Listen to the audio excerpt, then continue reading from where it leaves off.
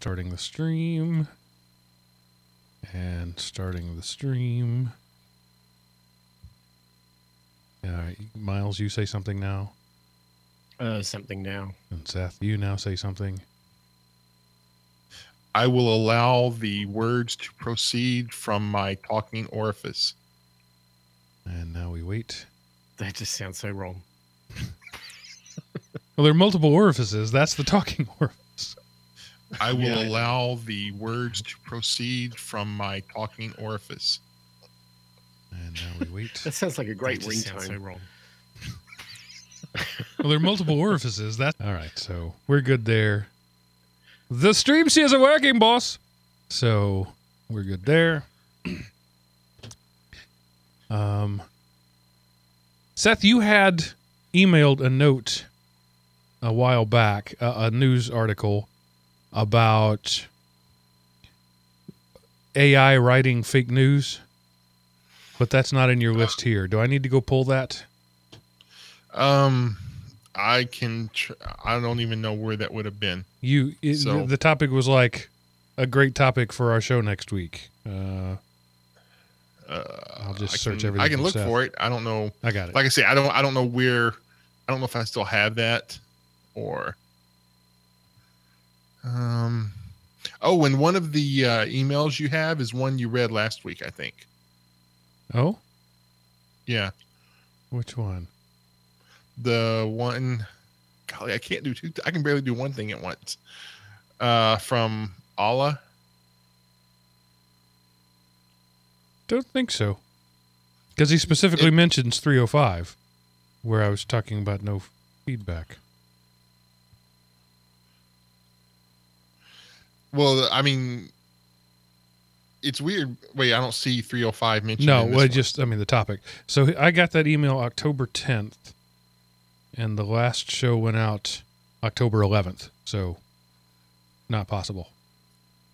Well, but so we've had two people talk about you using, maybe, I don't know. Did I just read this one then and thought you talked about it? So okay, never mind. Maybe I just read it. Does it look familiar to you, Miles? I don't remember. I was skimming through these and I read something and I thought, man, that sounds familiar. But then I'm thinking it sounds familiar because it was sent on the GeekRant, email thing. And I probably read it when it came across my desk. Yeah, so maybe that was it. Okay, so this it's a Business Insider article you sent on September 4th. So it wasn't that recently. See, I keep everything in folders for this reason. Researchers taught AI to write totally believable fake news, and the implications are terrifying. That ring a bell at all? No, I don't remember where I sent it from to know if I even still have the email. So I do remember the story. I don't know where the link would be. Well, now it's in my stuff. So if you have it, it's there. It's done. By all means. Literally easier said than done, or done than said. Reopen closed tabs. Best feature ever. How many times do you close the wrong tab? No, just me? No, I use it. I like it a lot, but unfortunately, there's a lot of tabs I keep open, but I don't use them every time I launch. And so whatever crashes and I go try to reload them and they're not there because I haven't used them in so long. There's still two reasons I cling to Firefox. Tab pinning and the number of plugins that just aren't available on Chrome yet. Otherwise, Firefox sucks butt, and I hate using it. But those two features, primarily the pin tabs, are what keep me there because I can do what you just said. And no matter, every time I open Firefox, no matter what, these sets of tabs always open. Yeah, see, I have it set on just remember my ones from last time because that's the way I set it up years ago. And yeah, so I've lost those tabs. They're in the ether of history. Every time I open Firefox, I get a series of pin tabs. It's like my Google Plus, Facebook, LinkedIn, the Element Opie page, things that I always want to check on regularly. I'm thinking of doing a freedom of information thing to get the government to send me the list of the ones they've copied from my computer. It's a good idea. So yeah. Trouble is they may not be able to find it. Did you hear that? To respond to that. Experian finally screwed up so much that the government stopped backing them. Their $7 million contract was canceled. Oh, good. How incompetent could you possibly get? I mean, once you go government, you don't go back because it's so hard to be kicked out. So especially from the federal government. So they must have done something really bad. It's like this guy broke in and stole all our stuff. So we're going to make him in charge of making sure nobody breaks in and steals all our stuff. Yeah. Oh, and by the way, he sold all of his stock before he told anybody. Right. Who cares? It's just, so. Speaking of, my church was broken into this week. What kind of a scummy person do you have to be to break into the church and steal stuff? Well, according to the surveillance video, this was a couple of kids on BMX bikes. So, wannabe tweakers stole whatever they could put in their backpacks.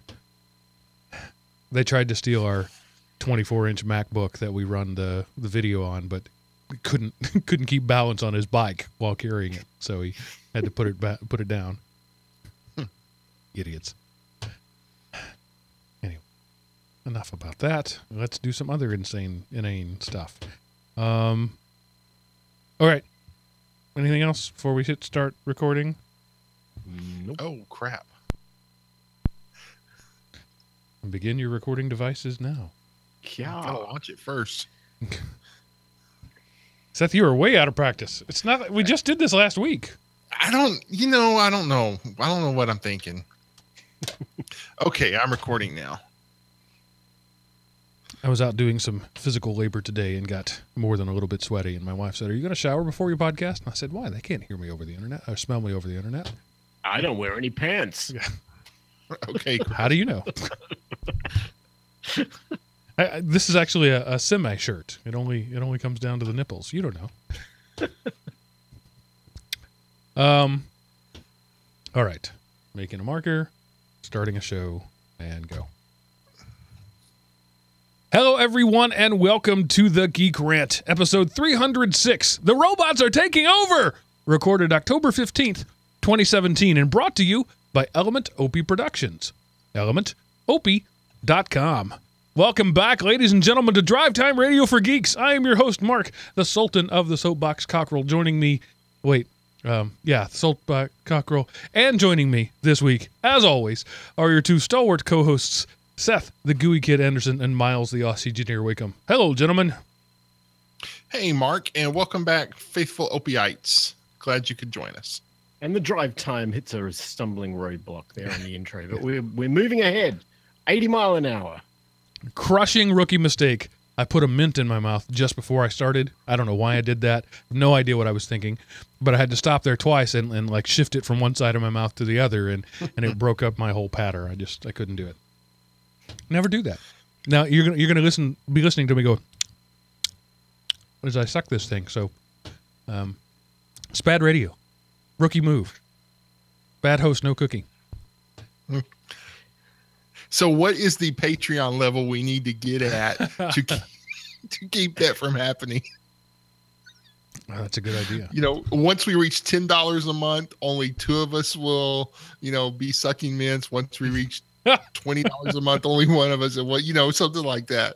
So I'm actually going to record myself smacking on that mint and insert it in a loop every 18 seconds until we reach a certain level on Patreon. How about that? We've resulted to blackmailing. That's what it is right now. We've gone from begging to blackmailing. Welcome to listener-supported content.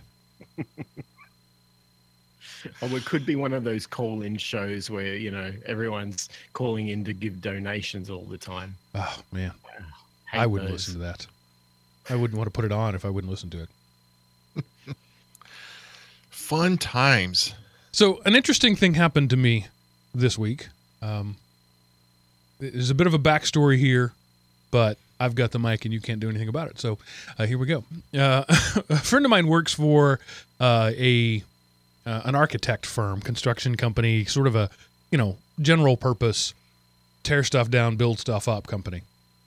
And they were remodeling an old police station, demolishing it and putting up a Chase Bank. And so during the pre-conference or pre-demolition call, they were talking about tearing down the old building, and he threw out a line, something like, hey, if there's any vending machines, I'd like to have them. Because who wouldn't like to have a vending machine, honestly? And that was kind of all there was to it. So then the call after demolition, at the end of it, somebody said, hey, man, your 2 vending machines are out by the fence. You need to come pick them up. And he was like, oh, there were vending machines? And so this literally construction, it's just dirt. It has been completely raised. There's not one stone upon another with 2 vending machines sitting out there. So he saw me at church Wednesday night and said, hey, man, I need your truck. And if you want, you can have a vending machine out of it. So we headed over there Saturday morning expecting it was like a candy machine and a Coke machine, an actual Coke, and not just Texas in the way that every carbonated beverage is a Coke, but an actual Coca-Cola machine. And I said, sure, that sounds like fun. No. And so we thought we'll just load them both up. It's just a half hour away. No big deal. We get there. These things are massive. I mean, we all know what vending machines look like, but until you've tried to move one, you don't quite understand how big and heavy these things are. So we pushed the Coke machine into the back of my truck, and it filled the back of my truck. There was no more room for the other one. So we ended up having to drive to his place, drop it off, and then go back. And I was like, this is so not worth it. I didn't really even want the machine. It was just kind of a neat thing. We just forget it. I don't want it. And he was like, no, you don't understand. I have to remove these now. I'm committed to removing these. I said that I would. There's a whole construction thing that's going to happen here. Can't happen without these machines. So now it's like, oh, this carrot just became a stick. Fine. So we went back. This candy machine, it's one of those spiral vending machines that has, I think, 5 or 6 rows. And it weighs roughly a metric ton. And there were 2 of us working at it. Eventually, we ended up having to use like the ratchet straps. As I bump my mic, the ratchet straps is like leverage. We would push it up an inch and then ratchet the thing in and then rest. And then push it up another inch and then ratchet it in to hold it and then rest. And finally got it on. Got it back out to my house. And I thought, this is going to be awesome in the man cave. And it's full of 4-year-old candy. It's gross. It's disgusting. And I spent an hour and a half drilling the lock out so that I could buy a new lock and replace it. Broke 10 drill bits. These things, it's like a 4.5-inch slug of the hardest steel I've ever been through. Your candy, if you own a vending machine, your money is safe in that vending machine. It's unbelievable how hard this thing was. Now, admittedly, they were cheap Black & Decker $20 a set drill bits. They were nothing fancy. But I literally broke and or dulled 10 different drill bits before I finally got this thing out. Opened it all up and called some guys over. There were 4 of us there. And we were going to take it down to the man cave. And somebody thought, hey, have we measured the door? Well, no, we haven't done that. Let's check that. Yeah, it won't go in my house. There's not a door in my house this vending machine will go in. So now it's sitting in my garage, and my truck is sitting outside because I can't get my truck in the garage with this massive vending machine in there. Okay, so now for the important question, how much change was in the vending machine? About $34. Wow. Yeah. So enough to pay for the gas, right? So this one takes dollar bills. So there was about $12 in dollars bills and then about 22 or so in change. So now I have this thing, and I have this, I plugged it into, the cord had been just ripped out of it. So I put a new electric cord on it, plugged it on. A couple of lights blink, but it doesn't do anything else. So now I have this thing. What am I going to do? Am I going to fix it? Am I going to try to Craigslist it? Am I going to rip all the stuff out and put some wire grates in and make a smoker out of it? What are my options for this thing? It was sort of an unexpected project I wasn't planning on having. You have to fix it. Find out what the blinking lights mean, and then the relay that y'all knocked loose, ratcheting it up into your truck, and just reset that, and then you'll have a functioning vending machine in my that garage. Would be great for like and my truck will be in the driveway. Yeah. We'll put it outside. Use a dolly and put it outside. And for trick or treat, the kids can punch a vending machine thing. You would have the most popular house around. Yeah, I don't think you're understanding. A dolly is not a thing. A pallet jack, maybe. This is not something a single human can move without mechanical assistance.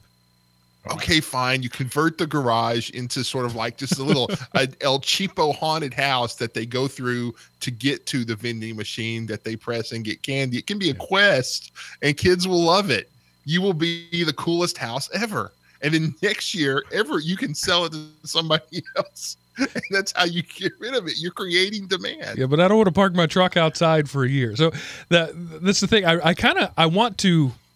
I told myself, if it works, I'm going to find a way to keep it. Maybe I'll, find us a place somewhere that needs a vending machine and say, I'll give you 30% of the profits if you'll let me take up an outlet for you, and make it a side business. I looked it up. It's the Automatic Products 7600 system, which apparently was made from like 1950 to 1990, the same model. They're still in production. Or not in production, but they're still in circulation. You can still buy them used and refurbished. They're still kind of the standard thing. So I would have no trouble getting parts for it and getting it working. And I could probably disassemble it to a point enough to get it in my man cave. I could probably figure that out. But then it's like this project I didn't want. And now I'm looking at this thing that's going to take weeks to months to do. And while I'm intrigued to do it, I don't want to walk out in the rain to my car every time I need to go outside to do it. So I put it to you, the listeners, and you, the host. What should I do with this candy machine? Okay, you fix it and you put it inside the church and use it to raise money for like the youth or some, project. Because then people will buy, it'll sell out every Sunday. Yeah, that was what my friend had decided to do with his soda machine, which also is too big to fit through his doors. Is he's going to take it up to the church. He's going to clean it up, take it up to the church, and just say, this is yours. Do what you want with it. And I might do that with mine. But I don't know. It was just this opportunity that landed in my lap. What guy doesn't want a vending machine? And, and vending machines come in all shapes and sizes. I was picturing something, 3 feet tall, 3 feet wide, a gum type machine. No, this is one of those giant 6.5 feet tall, 4 feet wide machines that you see everywhere. In fact, if you Google Automatic Products 7000 series, you'll look at that and go, oh yeah, I've seen that one 100,000 times. I know that one. What you didn't know is they weigh 800 pounds. And I think I've decided the reason they weigh that much is so you can't move them. I think they're heavy just to be heavy. Because there's no structural reason for it to be this heavy. It could be a much lighter machine, but I think they made them heavy just to be heavy. All right. So just list it in the vendors or business opportunity section of Craigslist. Right. There's all kinds of things that I have considered doing with it. My instinct says fix it up and either keep it in your house or put it to use. But I want to fix it. But at the same time, I know nothing about it. And, it's one of those things that could linger on for a year and a half as I figure it out and tinker with it. And, if it was downstairs in my basement, that would be fine. I could leave it there. It'd be out of the way. But, anyway, it's a thing. You know what I'm thinking here? We've got coin-operated laundry machines in some of our rental properties. And they're an interesting breed, an interesting animal. Because on the one hand, I love passive income. I love the whole idea of having a machine, a robot, make money. You feed it power and water and gas, and it does people's laundry. And once in a while, you open it up, and voila, there's a whole bundle of coins there. Well, it's great, except there's this problem that wherever you put it, it brings in this kind of criminal element who want to break it. And get to the coins, and they don't realize the thing doesn't hold much more than maybe $100. I mean, they're not that full of coins, but to some tweaker or some junkie out there, it's gold, and they want the coin box. And I've had people come in with you've seen the damage they've done to these machines trying to open them up for $50 worth of coins. It's ridiculous, but the one thing about it is once you get past the risks of having something like that and knowing it's going to get destroyed by somebody sometime, even though, as you rightly said, it took you 6 drill bits and an hour and a half of time to get into it, that's not going to tell some junkie that, you know, they're going to encounter the same thing. They're living in some fictional idea that they can walk up there and magically press a button and the thing will pop out money and off they go to their their dealer. No, that's how they are. But at the end of the day, when that doesn't happen, which let's hope it is 99.5% of the time, you're going to make some profit. And the fact that you've got this machine and you feed it wholesale candy and people come and they use it and you get money back that's more than it costs you to put the candy in, and, you know, less the split to whoever you put it in. That's an amazing little demonstration of how capitalism is supposed to work at its simplest level. And if I were in your shoes, I'd be getting your kids involved in this. And I'd be saying, this is how it's supposed to work. This is how the free market is supposed to work. And let's create a little family business called, you know, the Family Vending Machine Co. And we'll all go and do this, because what's going to happen is every couple of weeks, we're going to have to restock it. And so maybe this is a little, to use the word job, but maybe we're all shareholders in this, we're all partners in this, and we're going to go in there and we're going to watch this machine generate money. And they're going to learn a lesson of how capitalism works. I mean, that, you know, take it from me, I'm, you know, the Mr. Free Market, you know, capitalist here. That's how I would look at it. But I don't know, your mileage may vary. Yeah, my oldest and youngest, they all have plans for this. They're like, you can put this thing here, and then we can go to Sam's and we can buy things and get it. And yeah, I don't want to squelch that, but I also understand that this is not as easy as just setting something out there and magically it makes money. Maybe they're overly optimistic and I'm overly pessimistic. What a wonderful lesson to learn in their teenage years, or even their pre-teenage years, to see how this whole thing comes together. And it's so simple, they'll carry that lesson forevermore. That's what I would be doing. Yeah. And my wife had grand ideas, like we can paint it black and put like a fathead stencil of Darth Vader on it and it look really cool. And yeah, I'm all for it, but it's 4 inches too big to fit through my door. I've actually talked to a local handyman, a friend of mine. How hard is it to remove, because it's a sliding glass door, how hard is it to remove both panes of that glass? Oh, that's not hard. Well, talk to me in money. Is it $100 not that hard, or $1,000 not that hard? I don't know how much money I want to sink into this free thing. It's free like a puppy, you know. You get a free puppy and you spend the rest of your life paying for it.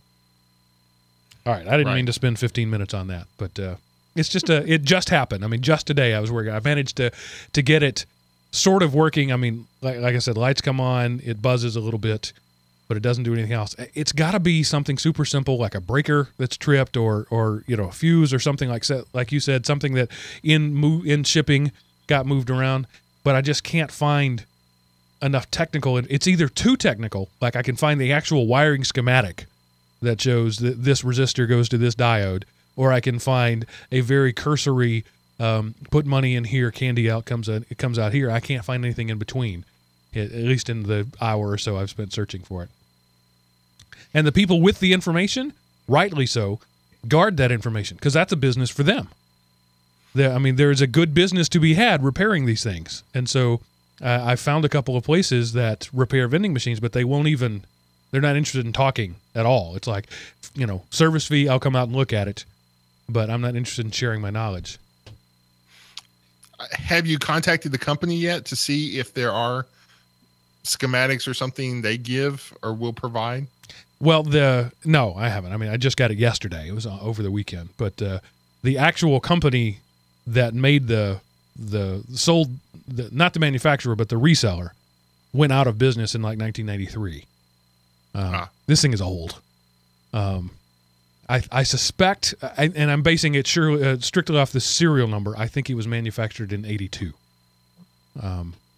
And it still seems to be in relatively working condition. But, you know, when this police precinct closed, they just shut the doors and walked away. It still had Nutter Butters and stuff in it. So my assumption is it was working at the time it was pulled out of service. based on the fact that, I mean, if it was broken, they would have at least emptied the money box. Right. Anyway, you talk now, Seth. Let's talk first about The Foreigner. Let's talk about that. Yeah, I really enjoyed the movie. It is it stars Jackie Chan and Pierce Brosnan, and it's recently out in theaters. And it was pretty enjoyable. There's not like it's not like a Jackie Chan Hong Kong movie, although there is some of that action in it. It was, fairly predictable. The story is, this is really isn't a spoiler, but his daughter dies in a bombing. And so he's like, he has nothing left. So he at least wants justice, and he's pursuing that throughout the movie. And I thought it was an enjoyable movie. It wasn't action heavy. It was more story heavy. The plot twists and stuff, if you want to call them that, they really weren't too major, but it was interesting, seeing him kind of play an older grieving dad instead of like a super cop or something like that. And Pierce Brosnan, chewing it up has an Irish ex-IRA kind of guy. And it's just an enjoyable movie. So I'm glad I saw it in the theater. It was well worth I don't know that anything's worth the amount of money it costs to see a movie these days, but it was enjoyable. I watched The Accountant Netflix DVD this week. Right. Ben Affleck in his post-Batman bulk up, playing an autistic mob accountant. And if you're an accountant for the mob, you have to be tough too. And it was an interesting look at autism. It was an interesting take on the whole, guy who's good at numbers but can also shoot. There were lots of things interesting about it, but I'm not sure it was actually enjoyable. All the way through, it had my attention, and despite 1990 whatever's Daredevil, I'm actually a big fan of Ben Affleck. I think he's a solid actor, and he did a good job with this. And the subject matter of autism and the autistic spectrum was treated well. The plot twists were fairly predictable. There were like three moments that were supposed to be moments, and for me they were moments. And I get it. So I'm not saying I'm recommending it, but it wasn't a terrible experience. There you go. Yeah, that was a movie I enjoyed watching. Different kind of movie from The Foreigner though, but. Yeah. So I like Jackie Chan. I like everything he does, but he's getting awfully old. Could he still do the choreography in this one? Like I say, there wasn't as much, but there were a couple of scenes like of course I wasn't super watching, and they didn't do the reel at the end showing all the stuff, but jumping through holes in roofs, swinging down poles and stuff. So did he fight with a ladder? Like he likes ladders. I think there was, I don't remember if there was a ladder involved, but there were at least steps. So, but yeah, so, maybe it wasn't the whole movie because I don't know if he could handle the whole movie anymore, but there was like one scene where it was like, okay, that's got to be in every Jackie Chan movie ever. And then there was another scene where it was just out in the woods fighting, and that was pretty good. And there was just a little bit of other stuff here and there, but two camera shots, I guess, or two scenes that are kind of typical Jackie Chan fare, and he still holds up well. What I was thinking, golly, I don't think a 60-year-old man could do it, but I was like, but I bet that's not a stunt man. I bet he's actually doing that. So, is he 60 years old now? He's got to be close to that. Oh my God, I'm feeling old. According to anonymous strangers on the internet, he's 63. Oh man, that's sad. Who else did I see recently? To be able to do what he does. Yeah. Same age as Jerry Seinfeld. Just ironically. I watched his Netflix comedy special, Jerry Before Seinfeld, and he mentioned he was 63 in that. Yeah. Anyway. Well, the wife was out of town, so I watched more media than I normally do. Chan in a fish fight. That's true. Interestingly, Jackie Chan doesn't actually know how to fight. I saw an interview with him early on in his career. He was a circus performer, and in Chinese circus traditional theater, mock fighting is a common element. So he learned all the moves of a fighter, but he was never actually trained as a fighter. It's dancing for him. I don't know if that means he could actually throw a punch or not, but he looks like he can. So yeah, he could probably beat me up. So, and well, yeah, okay. Even at 63, getting the best on a tub like either you or me wouldn't be that difficult. I don't know. Maybe if I could catch him and sit on him, I would have a shot. But otherwise, I ain't going to upset him. And then Seth, I have to call clickbait on this one, but go ahead, tell your story. Okay, this is like from AL.com, so I guess it's Alabama. Just showing how Mississippi is. It's the totalitarian left social justice warrior stuff run amok.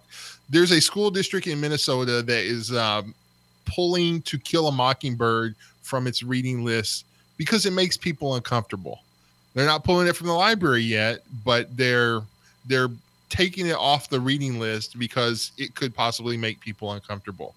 And I'm like thinking, dude, if there's ever a book that kind of needs to be read today, this is a good one that would do it. But instead, because people might feel uncomfortable, I don't know, we'll just have them read Jack and Jill again or something. I don't know. I just thought I didn't even think we would talk about this one, so I really wasn't going to talk about it much. But yeah, Seth's title in the show notes was "Next Step: Actually Banning Books." Okay, pulling it off the reading list is not such a bad thing, and honestly, this book is supposed to be offensive. That's the sort of it's an offensive thing that they're talking about, racism essentially. It's a Pulitzer Prize winning book. That doesn't necessarily mean it's good. It means that a lot of critics liked it. I personally have never read it. Have you? Yeah, we went. I don't remember what grade in high school, but we read it in English class. And I mean, I don't remember a ton of stuff about it, but I do worry about the everybody has to feel good all the time mentality in our culture. That bothers me. And as long as it's still in their libraries or still available, I'm not going to get too upset about it. But yeah, maybe that is the next step. Maybe they have gone one step toward that slippery slope. What do you think, Miles? No. I mean, art. Look, how many naked pieces of art paintings are sitting in the Louvre right now? I mean, there's tons of them, and they offend people because they were supposed to. That was the whole point.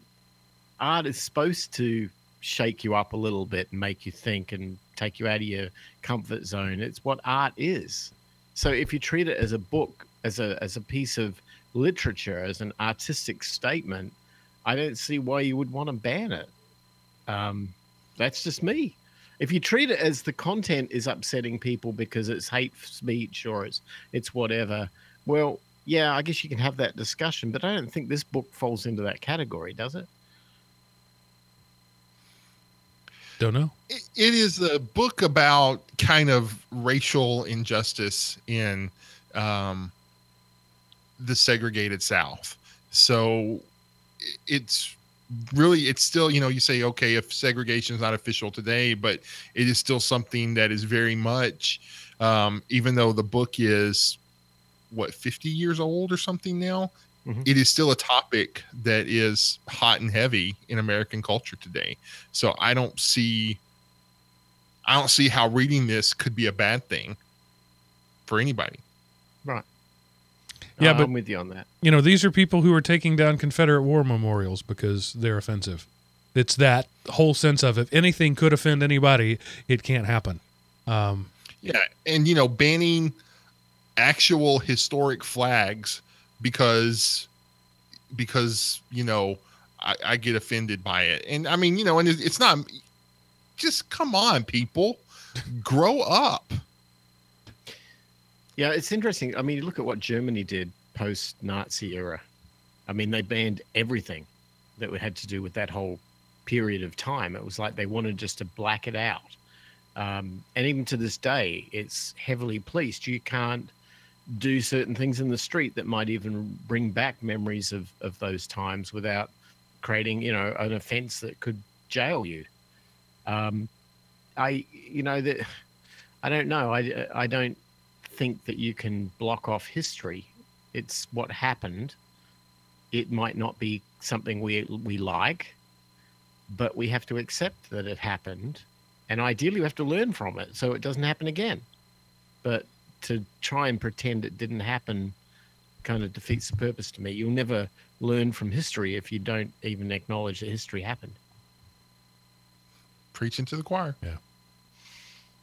In the case of Germany, they were so embarrassed on such a grand global scale. I sort of understand their reaction, but yeah, your point is, how do you learn? How do you learn from the lessons if the history is erased? Right. Anyway, we have to give passing mention. I get feedback from time to time. I'm sick of hearing about Bitcoin. Bitcoin is a thing. It's going to continue to be a thing. And this week it was a $5,800 thing. Yeah, it went up $1,000 in 1 week.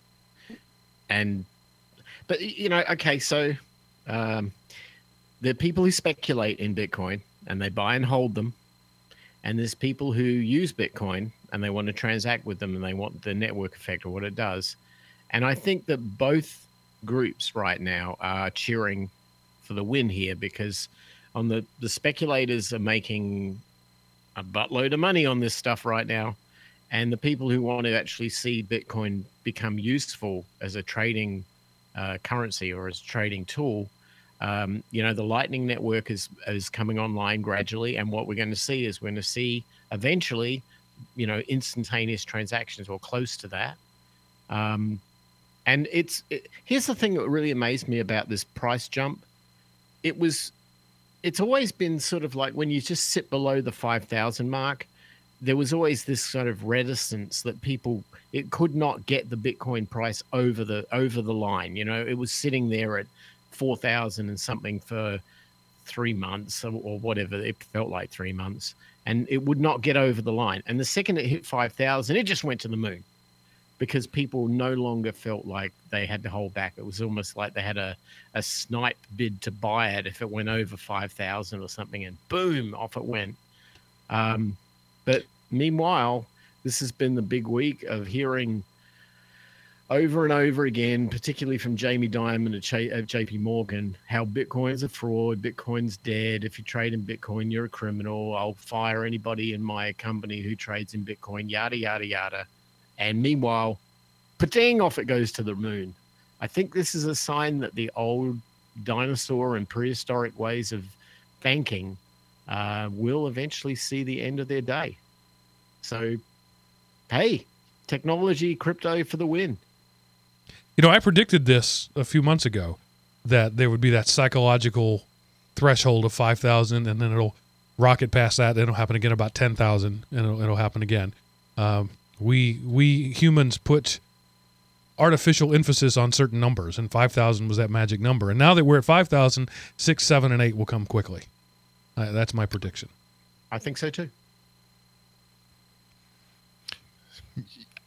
I don't know. Yeah, I wonder just how high it can go. I noticed during the big jump, my miner went from 5 something a day or every other day to like 6 something every other day. And then what'll happen next is there will then be a big jump in the difficulty of the hash that will then reduce the amount I'm making. So it'll reduce how much my miner can mine, but it'll fall back to about the price that it was. So, it's been holding pretty steady in the amount of money it's been making since I've put it in.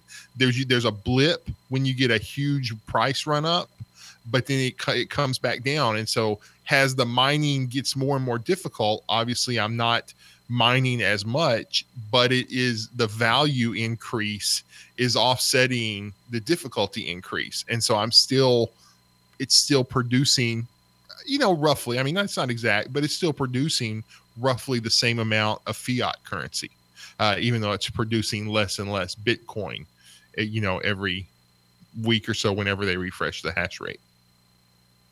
I love that phrases like fiat currency are common knowledge these days. 20 years ago, only economists knew what a fiat currency was. I thought it was a car. Hey, we are economists, just in the new economy. That's right. So, and then very quickly, Miles, just because I'm interested, Australian bandwidth is super expensive. Is that what this means? Yeah. I was looking at cost of bandwidth for a project we're doing with our data centers, and I stumbled across an article from the company Cloudflare, which we probably all use or encounter Cloudflare on a daily basis. They use their technology to protect a lot of websites from DDoS attacks, particularly sites that are more sensitive to that sort of thing. So you might find yourself sitting on one of their kind of landing pages before you get forwarded to a site that you want to go to.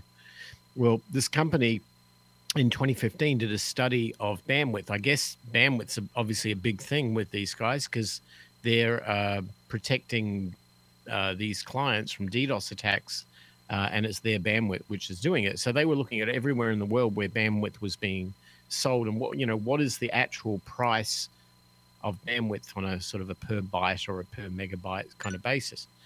And the interesting thing is that the number one cheapest cost of bandwidth in the world, and this is from 2015 numbers, but I don't think they're going to be all that different to today, is Europe. Europe has the cheapest bandwidth in the world by far, and literally at twice the price of bandwidth is the United States, coming in at number 2. We pay a lot of money for bandwidth here compared to if you were living in the Netherlands or something. It's way more expensive here. Number 3 was Asia, which came in at quite a steep increase in price. Bandwidth there's just not that many ISPs. There's not that many providers. And so the cost of bandwidth is enormous in Asia. And then, unfortunately, my hometown was basically almost all the way to the very, very end. Last was Australia, because they just can't seem to get bandwidth right down there. So it stuck out to me that this was going to be a factor because I'm going to Australia in a couple of weeks. And I was just thinking, I'll be trying to do the podcast from down there, and I wonder how that's going to go. Oh man, I'm not thinking it's going to go that well now. I look at these bandwidth numbers. Well, yeah, and I mean, I'm no evangelist for the American ISP cartels that dominate the industry around here, but in a country like the Netherlands, which is one of the most densely packed countries in the world, I mean, bandwidth is going to be the installation cost is going to be so much cheaper because you go 10 feet and you've connected 500,000 people. Whereas, you come to places like America, especially when you get out in sparse populations, you got to go miles to connect anybody. And so and then Australia, I mean, granted, places like Sydney, they're pretty packed, but you get out there in the outback, and that's really going to drive up the per capita cost. So again, I mean, I have several news stories that we're probably not going to get to today just because, but the American ISPs are doing everything they can to just, take money hand over fist from everybody. But, just in terms of cost, there are some costs in a less densely packed area that more densely packed areas, that cost is going to be a lot lower. So try to bring just a tiny bit of balance. There seems to be a correlation between infrastructure investment and cost here, in that Europe has invested very, very heavily in infrastructure for internet. And as you rightly say, I mean, it's much more expensive to run extremely long cables from one side of a very large country to the other. So, I understand that. But if we are not continuously investing in infrastructure improvement, it's a very interesting demonstration of how you can fall behind very quickly. So maybe we can see some infrastructure investment coming through in the future. Who knows? Well, a lot of it depends on where that money's coming from. In Europe, much of that is government subsidized, so it's the people's money. paying for it. In the U.S., it's the cartel, and the only reason they do it is because of the cartel was set up so that they could make it profitable.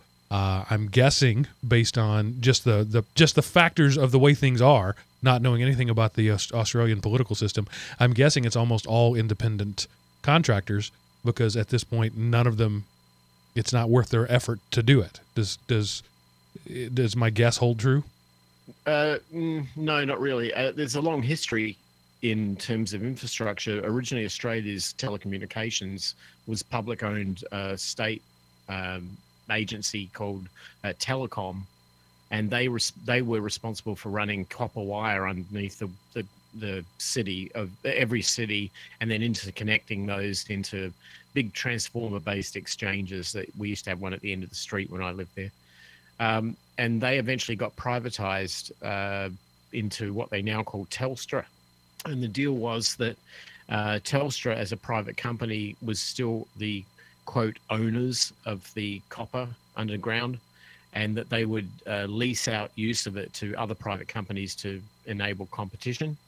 Kind of worked, kind of didn't.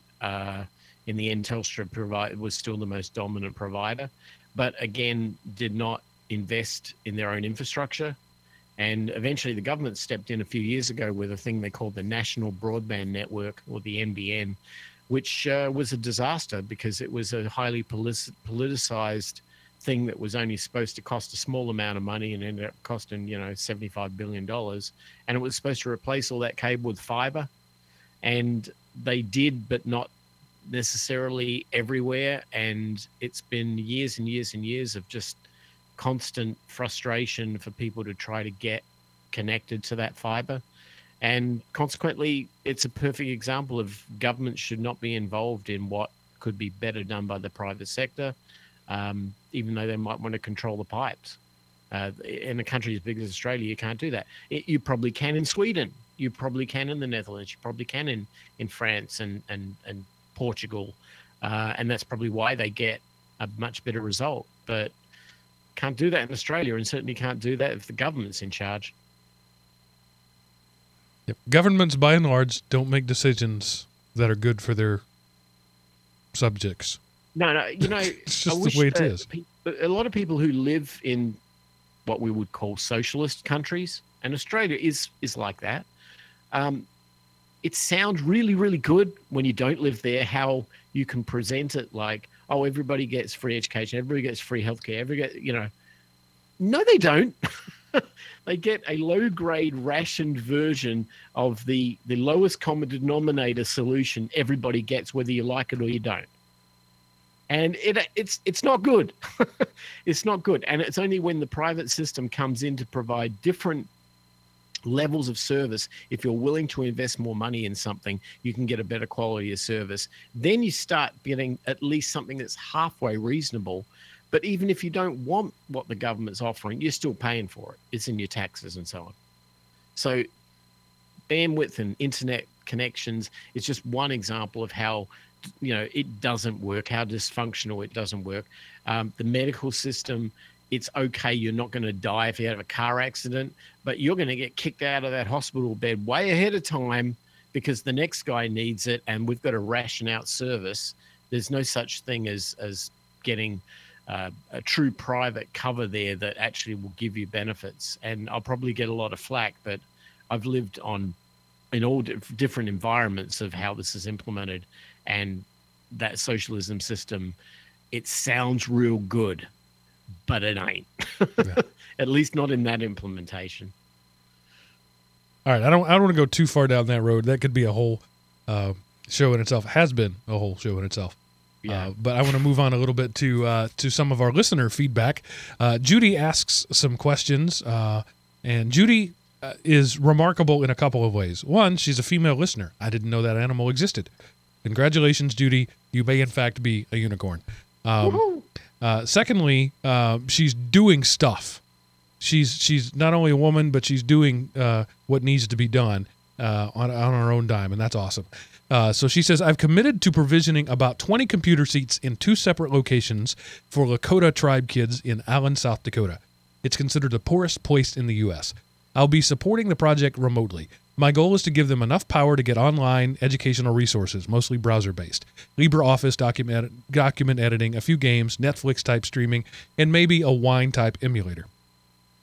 Instead of cast-off Windows desktops and laptops, or older Apple gear, I'm looking at using Asus Chromeboxes, probably the M004U, with this general spec. Celeron processor, 1.4 gigahertz, dual 64-bit processor, 2 gigs of RAM. I'm skipping some of the stuff here. 16 gig SSD, hard drive, 802.11 wireless, Bluetooth 4.0, gigabit Ethernet, 4 USB ports, Intel graphics with support for dual displays, and an SDMCC card reader. I'll load Ubuntu to dual boot alongside the Chrome OS. Not sure if the best desktop given the level of hardware. Xubuntu, Edubuntu, Unity, Mate. And then I have, when I have more systems out there, I may add a file server with NFS and have them boot from it.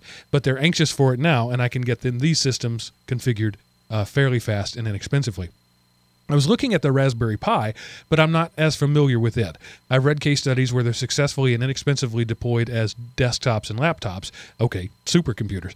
But I didn't see a technical discussion of the requirements. Do you know if these could work for me? Thanks in advance for any quick comments on my plan and for letting me know of the best of an appropriate support group to ask. Best, Judy. So first off, again, Judy, major props for doing what you're doing. You saw a need. You stepped up to fill the need. That you are doing everything that I've ever asked for the audience in this audience to ever do. You are being an activist. Not to get spiritual, you're being the church. This is what the church was supposed to be, and you're doing it. And so awesome for that. I don't know much about the Chromebox specifically. That hardware is pretty powerful for what you want to do. I can speak a little bit about the Raspberry Pis, but I'll let the other guys chime in here first. Either you guys know anything about these boxes specifically? Not I. No, I don't know much about the boxes, but what scares me a little bit about the whole thing is when you've got 20 computer seats and you've got to do an upgrade of something 20 times, it's going to get old real quick. My gut feeling with this, I mean, Mark, you probably have far more experience doing with this than I have, but what about thin clients and running remote desktop? Yeah, that would be, if I were doing this, that would naturally be my first thing. I would look at, is it still a thing? The LTSP system. It's what I used way back when, but I think it transitioned to a different project. There's a Linux terminal system, LTSP, Linux Terminal Server Project. You could set up a midline PC, anything with an i5 could probably handle 20 desktops running the Linux terminal services. Then you've got one machine to update. Your dumb terminals could be Raspberry Pis, could be these Chromeboxes, could be whatever you do there. That requires an always connected network, and I'm not sure based on your description here if that's what you want. If you want these things to be able to be disconnected and maybe even portable, then that's not going to work. The Raspberry Pi thing, I personally, that's the way I would lean over Chromebooks, just because Chromebooks are built for a purpose. They are, they're built to do one thing, and you can make them do other things, but you're always going against the grain when you do that. A Raspberry Pi or a Banana Pi, there's lots of other Pi-type devices out there that for the same cost of a Chromebook or probably less. I mean, the big cost is almost always the display. It's not so much the processing power, the display and the storage. You could have a more versatile desktop system, a full Linux desktop system running that way. And you could just run it. In fact, I have in the past just handed my kids a Raspberry Pi running like a Raspbian on it, which is a Raspberry version of Debian, and just said, here, do your thing. And they figure it out, and there's all the things that you want. It's got Office on it. It's got Chrome stuff. Where you're going to run into is proprietary things. You mentioned Netflix in particular. You're not gonna get that on a Pi. You're just not. It's encrypted in such a way, and there isn't an open source codec for it. You're just not on a On the Chromebook, maybe, but probably only when running as a Chromebook. You may not get it. I don't know. You can probably get it in Chrome running on the Chromebook. I don't know. So if what you meant is just some streaming, then you might be able to get away with that with either of those devices. But if you're looking specifically for Netflix, I'm not sure about that. So I would say go with what you're more comfortable with. If you know the Chromebook hardware and you're comfortable with it, do it. If you want to experiment with the Raspberry Pi, I can tell you it's a good, solid platform, and it's going to work, and it's going to do everything you want to do. But in the end, the cost will be about the same. So if you're more comfortable with the Chromebook, do that. And plus, there's a huge maker community around the Raspberry Pi, do-it-yourself type things. And, if you're taking this into an impoverished area and you're giving them the tools to create, the Raspberry Pi might be a better platform in which to create off of, because there's so many sites and books out there on projects you can do with a Raspberry Pi. So that might be a better fit for the spirit of what you're doing. Yeah, that is what they were designed for. They were designed as educational devices for kids to be able to provide, build their own whatever they wanted to do with it. The fact they've morphed into becoming actual desktop solutions is remarkable. It's great. And they're certainly not expensive. I just would always say to anybody who's doing with this, particularly with a large number of seats, and as Judy is saying, she's supporting it remotely, the cost of acquisition is a minimal cost in regards to the cost of keeping this thing running over its lifetime. And chances are that in a poorer economy, the acquisition cost, you're going to want to, get the greatest return on investment over the longest period of time, and that computers die in a natural death, in terms of their, they're going to be obsolete in 2 years, 3 years max, that sort of thing. What you have to do is, over the course of the lifetime, you have to look at what the amount of labor is going to be to keep these machines running and up to date and working solidly and manageable. And ideally how you can train other people within the tribe who they can participate in the management of that, and therefore become, entry-level system administrators, and that'll be great for them. But it's one of those things where whatever you do, the more complicated you make it, trying to save money up front, oftentimes it's 5 times more expensive over the life of the project to keep it. So you might just want to consider a more longer-term view of what the real cost of this is going to be, both in terms of the upfront acquisition cost and the long-term cost of labor to keep this stuff running. And then 3 years from now, what's going to cost you to upgrade it all? These are factors you have to sort of take into consideration overall. Well, one of the things I like about Raspberry Pi is the basic install is on an SD card, a 4 gig SD card. You could burn a bunch of those, and ship them 60 of them to go with the 20 computers for not a lot of money.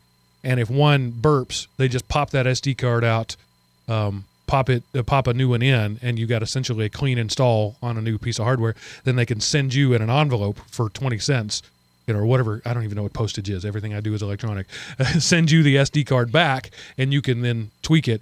And so it's like a hot swap available at all times. Now, of course, that doesn't help if a hard drive goes down or anything like that, but just the main OS on a Raspberry Pi is so dead simple that it would be easy to just have literal backup OS drives laying around. So, right. Something to consider.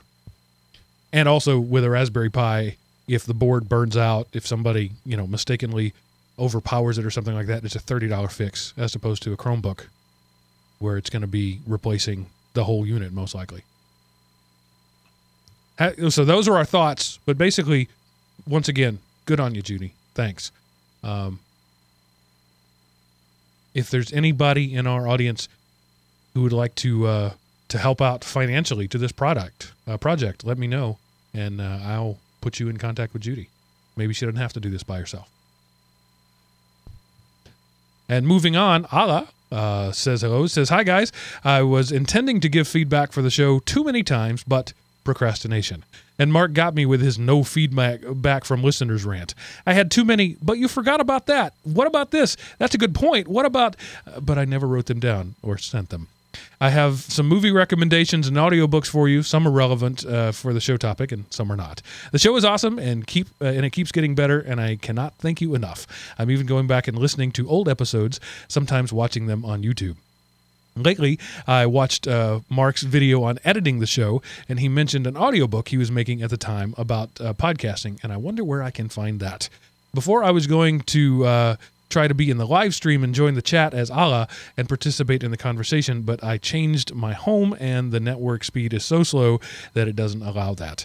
I was wondering if there's an audio-only stream that I can use for the live show, and I was wondering if we could create a GeekRant community on Telegram or Discord for discussion and exchanging thoughts easily and live. Thank you guys, and I promise to give feedback on future episodes. Allah. All right, Allah, you asked a couple of things there, so let me go in reverse order. There is a GeekRant community. It's on our website at elementop.com. I've never been a fan of giving my content to somebody else. So, yes, there are other things out there. There's Telegram, there's Discord, there's other stuff out there. The odds are the same amount of use will be done on those that is done on my site, which is none. I understand that it would be convenient for you because you're already in those things, but I'm just unwilling to give somebody else my content. So if you want to do that, there's a fairly extensive forum list at elementop.com that nobody uses. There isn't yet an audio-only stream. Good idea. I'll see what I can do, honestly. The stream that you get, Seth and Miles and I are using Google Hangouts just for our own communication, and it gives us a video feed out, and so it's the laziest thing possible. I click the start button, and then I click the stop button. And so to get an audio only thing would have to be some different level transcoding, and I'll be honest with you, that's not likely to happen anytime soon, but I'll put it on my list. Moving back up the list, yes, I was writing a book. Then at some point I realized I would just be voice number 395,000 telling you how to do a podcast. It was, at the time I started it, I was one of the lone voices crying in the wilderness, but then there was such an upsurge in interest in podcast. That niche filled very quickly with people who I think are giving okay advice. Not great advice, but it's good enough. And so I just never finished the book. I have the outline written, and I have most of the chapters written, but I never finished it just because I felt the relevance fell away. There, those are my comments. You guys have anything to say about Allah's excellent email? Don't go back too far. Yeah. Allah, well done. Well done. Thank you for your feedback. The most important thing is that we got feedback. Woohoo! And it was complimentary, so you get 2 stars on that one. And he never actually said Mark was right, so he's hitting all the good buttons. Oh, yeah. Point taken. All right, and next, Jeremy asks a simple question with a complex answer, but I will keep it short. He says, I don't understand why a patent, and I'm assuming means a software patent, doesn't make sense. An idea can be art, written, or mechanical. I could be biased, however. My first patent number is 8544924. So thanks for showing off there, Jeremy. I believe that the initial intent of, and if you go look at the U.S. Patent and Trademark Office website, they back me up on this. A patent is for an invention. I consider an invention a novel device, a thing. Ideas are for, that's what copyright is for. And it's a different set of things. Copyright is to copyright an idea, a written work, a song. That's art, right? The copyright exists because patent didn't fill all the niches. Patent came first, copyright came later. And when we patent software, we're giving invention status to an idea. And I think it's wrong, and I think you can see that it doesn't work out well. History has proven that a software patent instead of a copyright has been damaging more often than it's been helpful. I just want to chime in there and say part of it is they weren't actually saying this is the software program I developed to fill this niche. What they're saying is in the future, it might be possible to somehow get two computers to talk to each other using an unknown intermediate device. Okay, patent number 489,769,000,000,000, whatever. And then they're saying, see, we own the patent to every network, 3Com and Cisco and Juniper and everybody now owes us whatever. So that's the problem, is so many of the patents were you could tell they were written by lawyers to be so vague as to provide no technical competency or tests or details, but yet specific enough to get a patent claim, and then they can turn around and use their toilet paper patents to extort money from people doing the actual work. And then my question back to you is, did it really take 4 years from the filing date to the publication date to get your patent to go through? So for having a patent, it looks pretty cool. But anyway, that's why I wouldn't be quite as hard as Mark on against software patents, but the way they have the way a certain group of what has come to be called patent trolls abused the system, they really spoiled the water for anybody else to get in and use it correctly. Yeah, I hate patents. I'm sorry, I really do. I think if you could illustrate where patents have not been used and why it's been a benefit is dressmaking. I mean, are there patents of dresses out there that have been patented? Because if there are, we'd all be wearing the same clothes, because nobody would take somebody else's idea and build upon it and upon it and upon it and create a new version of fashion and a new version of this, but it's all the same basic thing.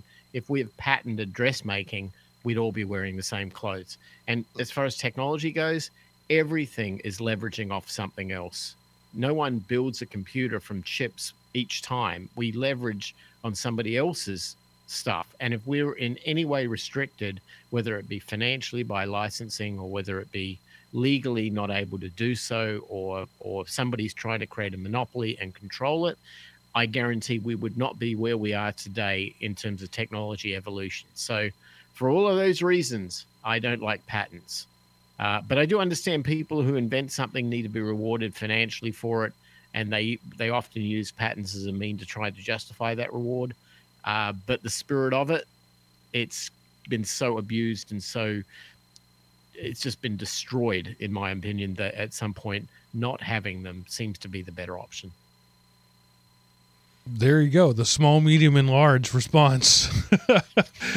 Seth says they're okay. Mark says they're implemented poorly. And Miles says they should all die. And speaking of they should all die, Anonymous thinks all athletes should die and all sports should be banned. He says when the Donald said that the football players who did not stand for the anthem should get fired, he did not go far enough. The entire NFL should be fired. Granted, I'm saying that for a different reason than Trump, but I will stand by that. I'm a stereotypical network nerd. Athletes are my natural enemy. I'd like to see of all the organized sports get banned. This is not limited to the NFL. I would include the NBA, the MLB, the NHL, the National Association of Sports Ball. This email is already too much talk of sports. On a closing note, I use Debian-based distros, GTK development tools, and Vim as an editor. Granted, I'm a student studying pen testing, and a good number of the tools of the trade are Linux only. Signed, Anonymous. Oh. As long as bowling and pool aren't on the list, I guess we're okay. Sorry, Anonymous, you do not speak for me. I like sports. Leave them alone. People should be allowed to. It's in our natural DNA as human beings to be competitive, to be tribal and competitive. And sports is a great way to stop people from shooting each other. So let them have at it. It's okay. But I like your distro choices in your desktop. That sounds pretty cool. There you go. So I am not a sportsman, but I do enjoy watching sports. And Anonymous, I think you went a little overboard, but I think you know that. I think maybe it was a little bit of hyperbole there. Many years ago, when I was working in schools, I was in the field house I don't know if that's what it's called all over the world, but it's the place where athletes and their coaches do stuff, where they work out, where they change clothes, where they game plan. It is the house on the next to the football field, hence the name Field House. And I was there and I was working on something and I fixed it, and one of the coaches said, "Wow, I wish I knew as much about computers as you did." And my reply was, "If you'd spent less time beating up people like me and more time listening to them, you might." So I understand your angst, Anonymous. I feel it. I really do. All right. And now an hour in. I'm sorry, Miles, what were you saying? The nerds shall inherit the earth. Yes. Well, the geek anyway. Yes. So now an hour in, we get to the topic at hand. And this was something Seth wanted to talk about. We don't have any structure, which is not unusual. And it's something that we've covered before, but I'm just going to intro it and hand it over to Seth and say, you do your thing. This is a world, many different people of many different stripes, intellectuals and non-intellectuals alike, agree that we're moving into a world where computers, robots, artificial intelligence are going to start supplanting humanity in a number of different ways. We already see it now. There, you go to an auto manufacturing plant where there used to be a team of welders. There is now a lead welder and a bunch of robots that do welding. You go to, from what I hear, one of Amazon's warehouses, and there's a couple of guys and a bunch of robots.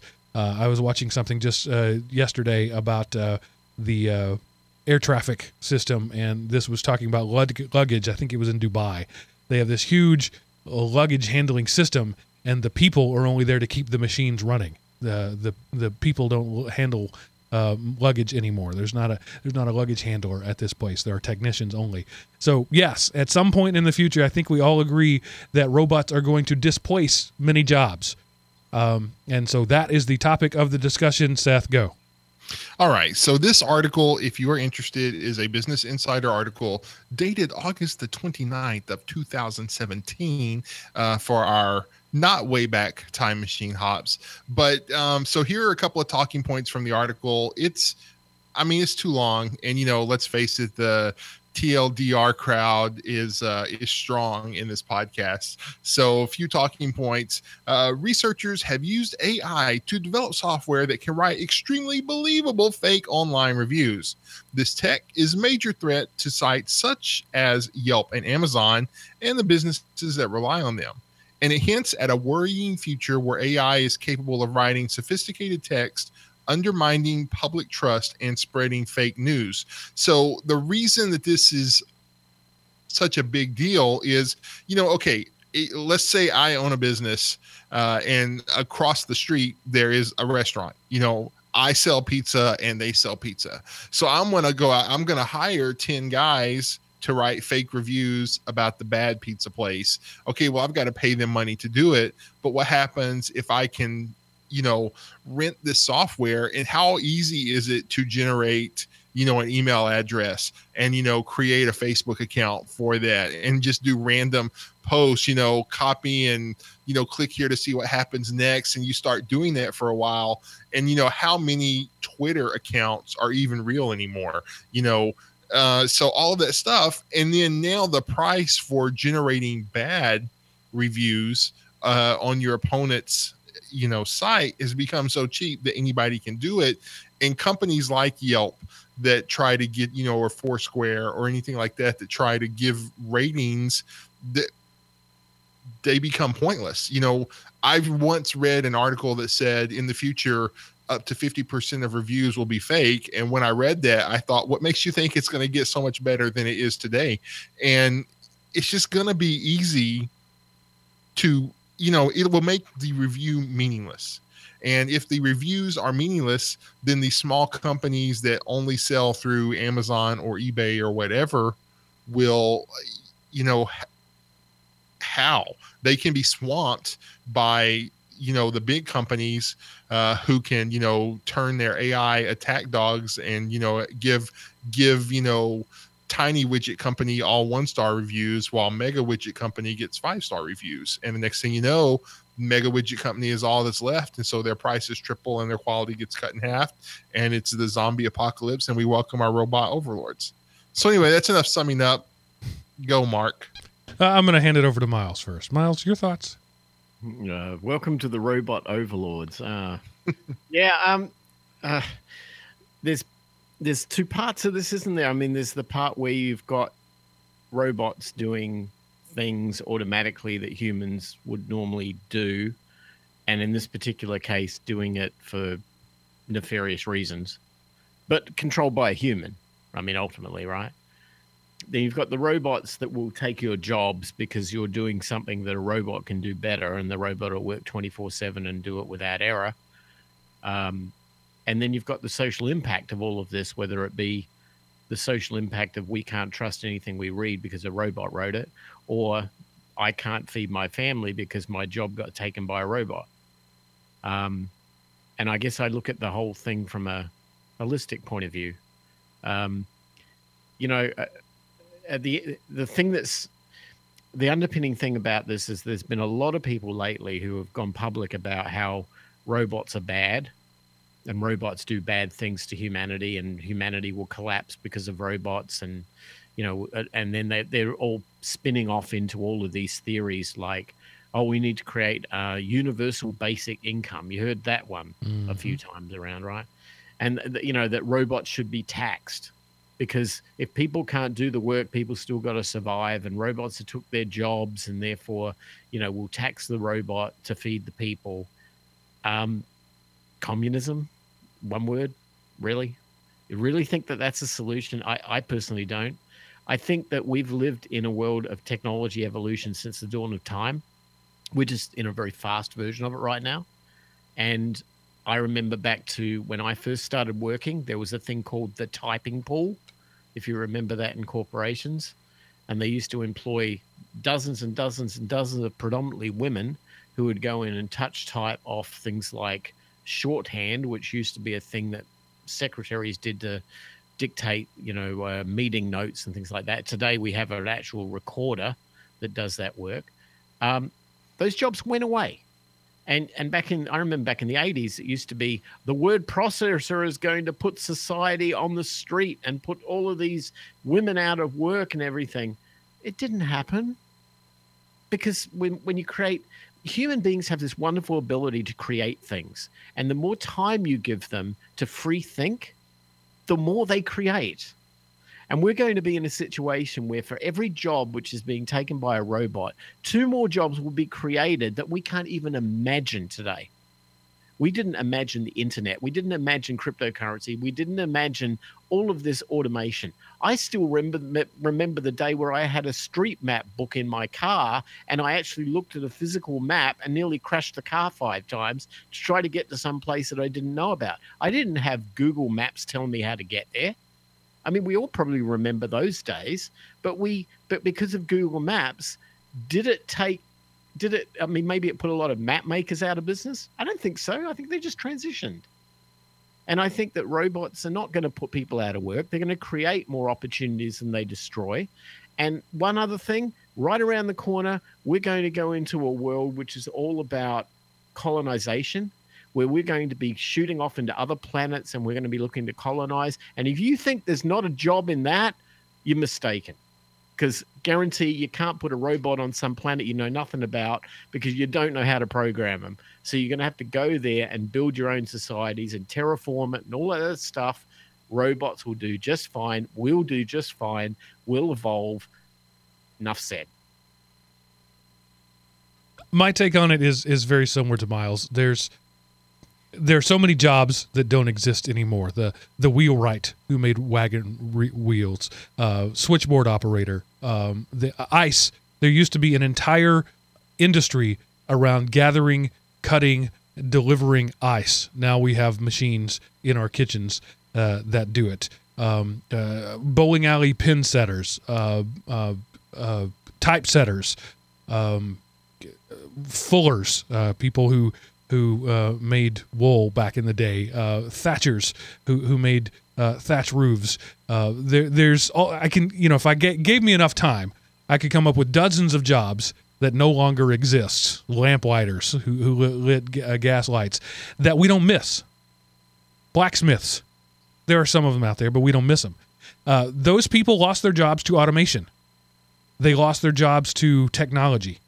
Was it bad for them? Of course. If you're a thatcher and nobody uses thatched roofs anymore, that's a bad thing. Is it good for humanity? Yes, because thatched roofs suck. And nobody actually wants one. That's why they went away. If you're a gas lighter, a lamp lighter, and we went to electric lights, did you lose your job? Yes. Was that bad for society? No. Electric lights are cleaner, easier, cheaper, and better. Technology is going to move on. You will either move with it or you will be crushed. That's life. Suck it up, Buttercup. Find a job that can't be replaced by a machine. If that means that you have to quit what you've been doing for 30 years and find something else, that's what it means. But you're no different than any other person over the throughout humanity. Let me add something to your statement there, because it's very, very true. If you're doing a job that can be replaced by a machine, I guarantee you are not happy with your job, because you're repetitively doing the same thing over and over and over and over again, and you're probably stuck in a cubicle somewhere or on a factory floor somewhere, and in your spare time, you're probably looking at the ceiling going, God, I wish I wasn't here. Well, welcome. Robot's going to make your wish come true. But you know that, and that's fine. That is only temporarily true, Miles. There will be a time when we won't need coders anymore because software can write its own code. There'll be a time when we won't need mechanics anywhere because machines will be self-diagnostic and self-repairing. So the jobs that can be replaced now are mindless, repetitive jobs. But as Seth's article indicated, that's not... That is changing too. And I think that's what's bothering people. The white-collar worker always had an air of superiority. My job is safe. I'm not a servant. I'm not a drone. I am not something that performs repetitive tasks. Therefore, I am safe.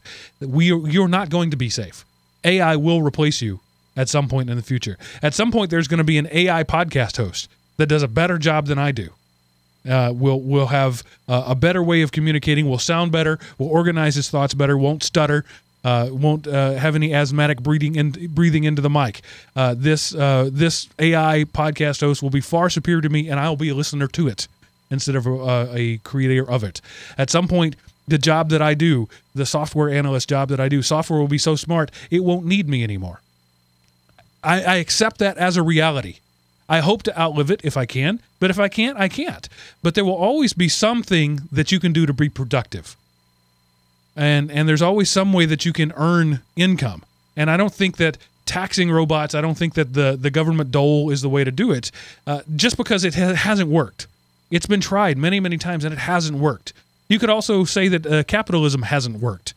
It's an experiment that is still ongoing, and I will accept that as a thing. Maybe it's not going to work. Maybe it's going to collapse under itself. Maybe democracy won't work. Maybe robot overlords is actually going to work. Maybe the Matrix is the peak of human happiness. But whatever it is, it's going to happen whether you like it or not. No amount of legislation will fix it. No amount of panicking will fix it. So just do what you can while you can, and then figure out what else you can do later. That's my thought. I would add to that if you're in a world of change, which we are, and you accept the fact that you're in a world of change, you'll be okay. But if you're in a world of change and you want to stay the course of what you're doing, what you've done for the last 10, 20, 30 years, and you don't want to change anything, you are going to be affected negatively by this. And I would say to anybody entering the workforce right now, you need to stop listening to the concept of the word career, and you need to learn skills, and you need to learn supply and demand, and you need to learn how to adapt and how to transform and how to be more mobile, and then you'll be fine.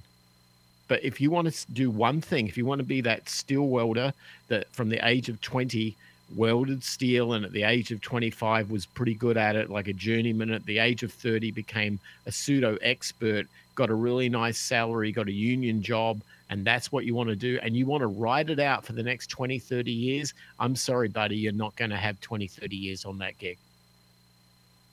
And that's the transition. We all have to think not about careers. We can't educate kids to go into the workforce out of universities where they've invested for a 20-year payoff in one particular skill set, because they're going to go out there, they're going to need to have to learn to adapt. The best thing they could learn is how to learn. And the best thing they could learn is how to adapt. not how to be a skill in one area, because I guarantee they're a target. They're going to become a victim. They have to be able to adapt. At 45 years old, I'm on my second career. I expect to have at least one more before I am finished working. I think that's the way it's going to be. I have a skill set that will translate to wherever I go, but when I made this transition, I left much of my skill set behind, much of my expertise, much of my professionalism. I had become an expert in a certain field. I don't use much of that anymore, maybe 10% of the skills that I had spent a decade and a half refining. I don't use them anymore. But what I use are my intellectual faculties, my ability to learn a new skill set, my ability to think logically and rationally, my ability to interface with both technology and humans and do it in a way that both understand me. Those things translated from one career to another, and those things will transfer to the next career. I know how to talk to people. I know how to talk to computers. I know how to see problems that other people don't see. I know how to recognize patterns. Those will follow me. And I expect to have another career change. I don't know what it'll be. I don't know when it'll be. But I know that what I'm doing now won't last me for the rest of my life. So I will find something else to do, and it's the investments that I've made in me and my own abilities that have paid off, not the investments I've made in learning to do a thing. Yeah, well said. Now, Seth, back to you. No, y'all went a totally different direction than this article was even about. So I don't know what to say. So. Well, Seth, do you believe that you will be replaced someday by a machine? I mean, there will be what I currently do. There will be more and more opportunity to do it, but more and more of it will be automated. So there will be need for fewer and fewer people. So and really, regardless of your trade, that is going to be the answer.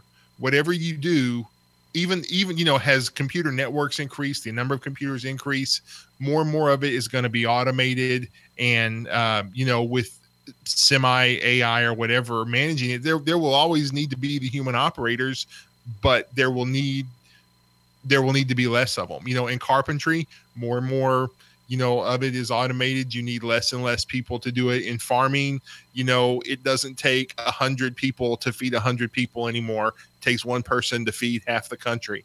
So regardless of the tech, it's going to be more and more automated. Now, that doesn't mean there isn't something else to do, but will I be? No, but will jobs I used to do in the past be replaced? Yes. You mentioned carpentry, construction. That's often thought of as being technology proof. You still need guys to swing hammers. And that's true to a degree.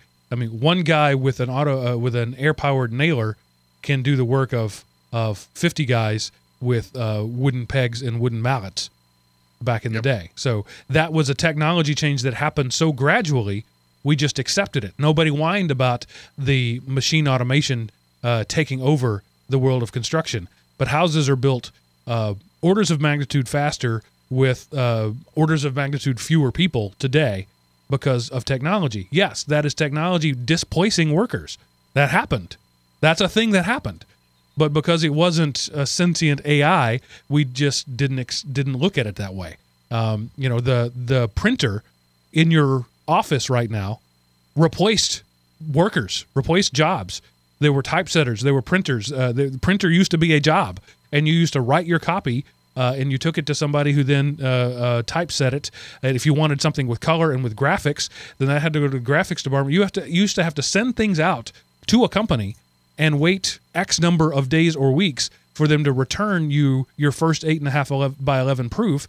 Then you would mark it up, and they would go back and repair it. And then eventually you would have your 1,000 flyers printed up, but it would take about a month. Today, you open up Word, you type into a pre-formatted form, you hit print, and you've got a product that's not as good as what the print shop would have done 2 generations ago, but is good enough and does the job in a fraction of the time. That was technology displacing people. We don't miss those people. We don't. We just absorbed them into society. And that's what's going to continue to happen. There's not going to be one mass thing that puts everybody out of work. It's going to be gradual, and it's going to happen in such a way that we just won't miss those people. You mentioned construction work. I was lucky enough a couple of years ago to take a tour of the NASA facility in Houston, Texas.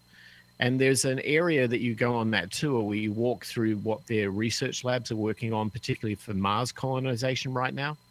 And you're lucky enough to sort of walk across this platform, which is high above, looking down upon this massive warehouse where they're trying out everything from different suits that people can wear to be able to survive in harsh environments like that, all the way through to construction. And what you start realizing is that the entirety of construction is building these kind of pods that would be dropped down onto the landscape and then assembled to fit by interconnecting them together. Much like how the International Space Station was built. It was like sectional, and then they'd shoot another section up and then attach, shoot another section up and attach. And you realize all these sections are pre-manufactured back here, and they're done by computers. They're done by robots. They're done by CNCs and laser printers and all that stuff that is just commonplace in manufacturing today. And I look at that, and then I look at this kind of current movement towards what we call the tiny house movement, where a lot of minimalists are out there trying to find ways to live cheaper in highly populated areas by slimming down the amount of space they need in their dwelling and whatever. And I'm immediately drawing a parallel between the concept of colonization using prefabricated dwellings and this desire to live a more minimalistic, prefabricated lifestyle. And I'm thinking, there's going to be a spin-off here. The robots are going to make these colonization pods, but they might actually become really attractive things people want to live in here. And yes, it's going to put construction workers out of business, but those construction workers could be sent to that planet to put them together and could move technology, move society, move humanity, evolve us forward yet again, but on a whole new platform. So I'm still sticking strongly by the point that robots do not take jobs away. They create 5 times more opportunities that spin off from it, in the same way that the internet did not kill the post office, but created so many opportunities for everybody to make money we never would have thought of back in 1990. And we're going to see that happen again. It is happening. But it's happening in such a way that it's being woven into our fabric that the things that we fear are happening and we're not even noticing them. So stop fearing and just get on with your life. Yeah. Anything else? The machines are taking over. My life is being run by robots, and frankly, they're doing a better job of it. Yeah. All power the machines. 2 thumbs up to machines. I mean, isn't Siri and Google Assistant and those things, isn't that really doing the role of an executive secretary in, say, 1943? Keeping your calendar, keeping your date book, interacting with you in just-in-time ways, reminding you of where you need to be and when you need to be there, taking notes, reminding you of things that you had said to do later. We used to hire people to do that. And they were, you had to be somewhat elite to afford that. Now we all have that in our pockets. We don't use it as effectively as we should. But, I was at lunch today and my digital assistant reminded me that I had a meeting at church. Oh, yeah, I'd forgotten about that. People, rich people who have money, they hire personal assistants that take care of those things for them, make sure they get where they need to be. Well, that's what Siri and Google and Cortana, I guess, theoretically, that's what they're all trying to do. And, it's not that we're trying to put secretaries out of work. It's that we couldn't afford secretaries anymore, and we're backfilling that position. How much of that getting replaced by a robot is going to be backfilling a position that became no longer economically viable? Yeah. What about the transition, though? That's an interesting subject. I mean, people will need to adapt or perish. So in that's not really, that's a Boolean thing. You're either going to survive or you're not going to survive. So I guarantee humanity has a way of avoiding not survival. So people will have to be forced to adapt. They're going to have to suck it up and then start learning new skills and start, testing themselves in other ways. You're going to break free of the habits, dust off the cobwebs, shed their skin, and move on to their next, whatever they become, better version of themselves. But how are people going to get through that transition? Is there going to be an economic effect that we all feel in that, or should that not happen? What do you guys think? Well, I think it all depends on how on top of it you are. If you make your change before the change makes you, then you come out ahead. And this audience is more qualified to do that than other podcast audiences. We are peopled by smart, intellectually curious, and observant people. They're looking over their horizons. They're looking for what's there. They're looking for where they want to be, and they're making their moves two moves ahead. And that's the right thing to be. That's where you want to be. It's the people that wait for the tidal wave to crash over them that will be lost, to mix my metaphors. And so I think the most important thing you can be is proactive. But I also think that only a small subset of people will be proactive. So we'll have this group of people who are economically non-viable, socially non-productive, and will be drains on society. And that'll be different from today in no way at all. Seth, what do you think? Yeah. No, I mean, I think what you should do now is you should go out and buy an S9 Bitcoin miner, even put it on your credit card or whatever, because you need to start getting your passive income streams going. Amen. So that's what you need to do. The purpose of wealth is to make sure you have wealth in the future. Get your passive income going now, so whenever you can't work, you have a cushion to fall back on. Good advice. But that's good advice whether the robots take over tomorrow or in 2 centuries. So, good advice of yesterday in a lot of ways is still good advice today. It's just, you're going to need to work. It's just, you can't go out and swing a hammer. You're going to have to do other kind of work. But being industrious is something that you still need to be. And part of being industrious is knowing, what can I be useful at? If you want to stay, the questions are the same. If you want to stay relevant in any market at any time, ask yourself this question: how can I serve more people than I'm serving today? If you can answer that question, if you can serve people, you'll be fine, because people will pay for you to be served. If you're a waiter, in the most literal sense, how can I turn tables faster? How can I serve people more effectively? If you're an entrepreneur, how can I create products and businesses that people want? If you're asking the question on a regular basis and really looking for the answers, how can I serve more people today than I did yesterday? You're going to be fine. Even in a white collar intellectual based society where machines handle the grunt work, people need to be served. And that doesn't necessarily mean bringing them beverages. It means meeting a need. There will always be needs, and there will always be people that meet those needs, and the people who meet those needs will be paid for their effort. So find a way to serve more people. You find yourself saying, I need more money, serve more people. You find yourself saying, I need a better position in life, serve more people. You find yourself saying, I need a more stable future, serve more people. It's a really simple equation. There's also something to be said about timing. Timing is everything here. You have to realize that to learn a skill, that's going to take time to be valuable at being able to do something with it, that is. And you have to kind of predict what the world will look like, let's say 5 years from now, if this skill is going to take you 2 years to get to an entry-level position with it, and another 2 years to get through, say, a journeyman position to actually being able to offer that skill for money.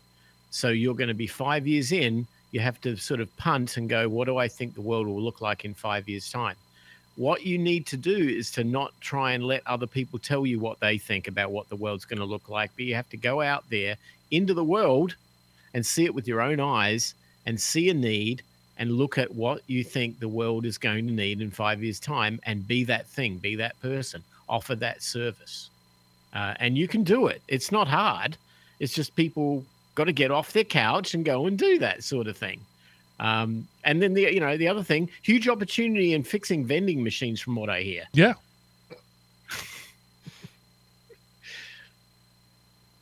All right, and Jinda in the chat room says one machine can do the work of 50 ordinary men, but no machine can do the work of one extraordinary man. Nice thought. I don't buy it, honestly. I think you're wrong. I think that machines can do everything better than man eventually. They're just not there yet. But the reason they're going to get there is because man has an innate desire to improve upon things. We're not going to stop tweaking them until they're better than we are at everything. And once we reach that point where they're better than we are at tweaking themselves, well, then we just have to sit back and watch and hope that the digital children we've spawned, will look kindly on their doting old parents. Yeah, because we look so kindly on our doting old parents in today's society. Yes. So look to your elders. Lots of room. Way to end it on a hopeful note there, Mark. I think humans will always be the top dog. I really do. I don't think anybody is dumb enough to make a machine that can't be turned off.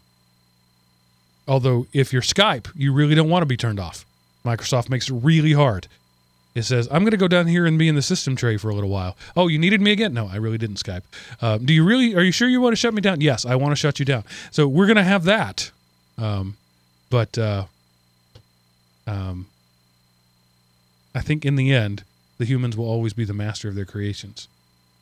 I don't want to be wrong about that one. Yeah, it's true. Okay. I guess that's all I got. This is the part of the show where I tell you to ask you, what do you think?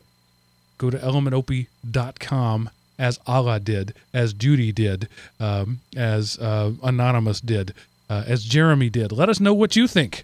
Send us an email. Click on the Contact Us button at the top of the page. All of these things that I just read you today all came from that avenue.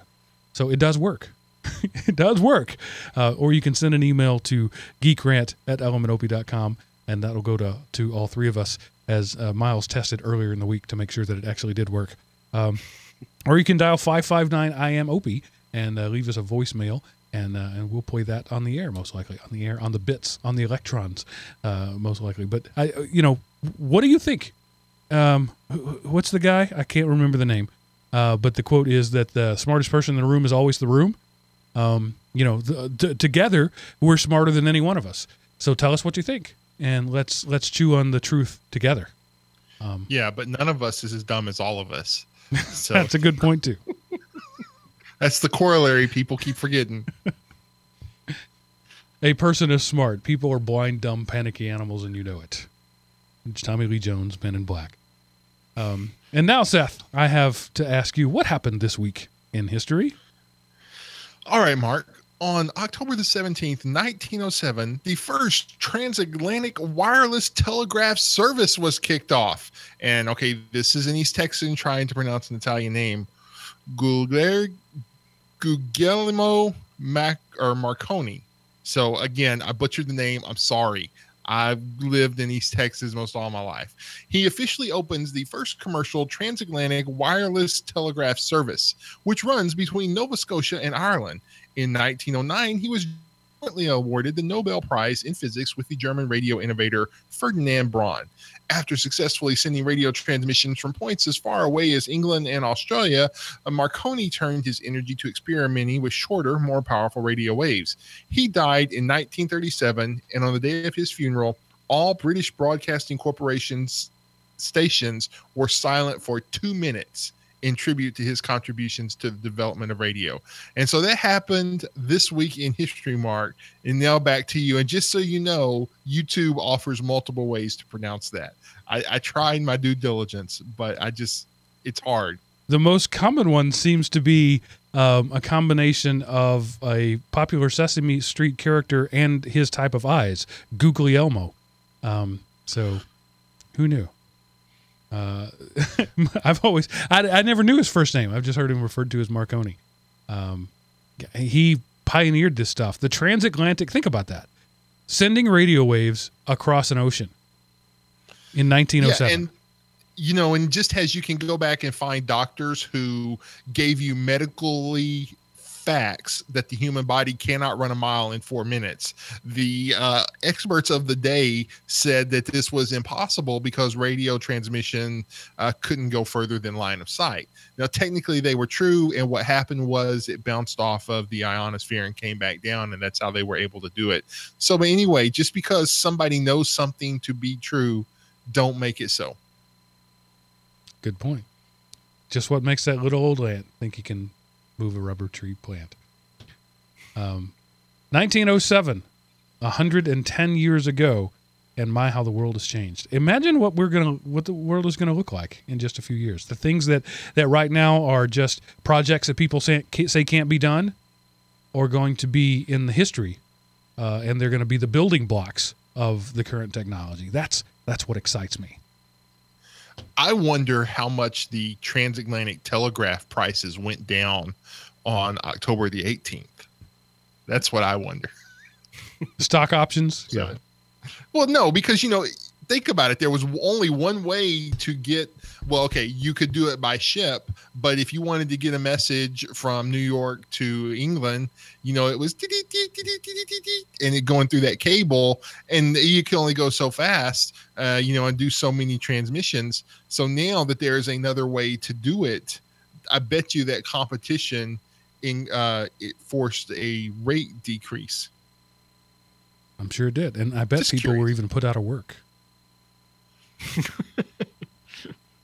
All those guys in between. Marconi. Yeah.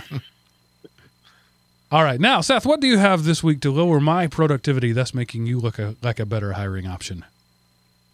Okay, I don't know that this will lower people's productivity, but you can go to moviesanywhere.com, mom. And so if you are someone who buys this movie off of iTunes, this one off Google Play, this one off Amazon, this one off Vudu, and says, man, I wish there was just one place I could go to watch all the stuff I have purchased digitally.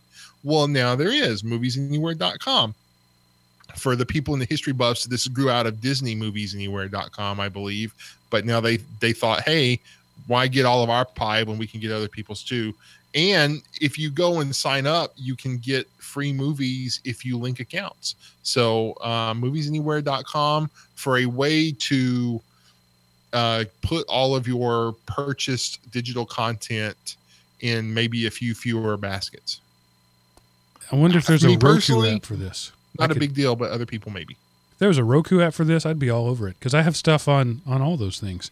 I love. I'm gonna have to check this out. Is it free? Yeah, no subscription fee ever. So it's all stuff that you've paid for. So right. There's that. You're not gonna be. This isn't the Pirate Bay. But I have lots of stuff that I'm paying for. You know, on a what I typically do these days is I will buy the movie on, say, Google Play. And then I will go buy the disc at some point later because I still like to have the physical copy. And buying it twice is still cheaper than taking my family to the movies once. So I will do that. And so I have the online version and the physical version because you know it's not likely to happen. But at some point, Google Play could just shut down and say bye. All your base are belong to us. So I try to keep physical copies of everything. And I really like the idea of this site. Yeah, it looks like they do have a Roku app. I mean, it says like Apple, Android, Apple TV, Roku, Kindle Fire, Amazon Fire TV, Chromecast. Maybe. It has Roku on their website. All right. I'm going to have to check this out. If I can have one app on my Rokus that consolidates all this stuff, I'm in. And apparently there's an app for like Google Play. I know y'all don't have iPhones, but you know, you could apparently get the app and maybe put your credentials in and see it that way. Yeah, and there's some stuff that I don't buy because it's only available on iTunes. Like, for example, when Mythbusters was on, Discovery Channel had a exclusive thing with iTunes. You couldn't buy it on Amazon Play or anything like that. And so there are things out there like that I don't buy because I don't have an iDevice. So if this allows me to go to iTunes, purchase the thing, and watch it on my Roku, I'm sold. Good find, Seth. I wonder how this works. Yeah, like for a while, Apple did like a 12 Days of Christmas or something like that.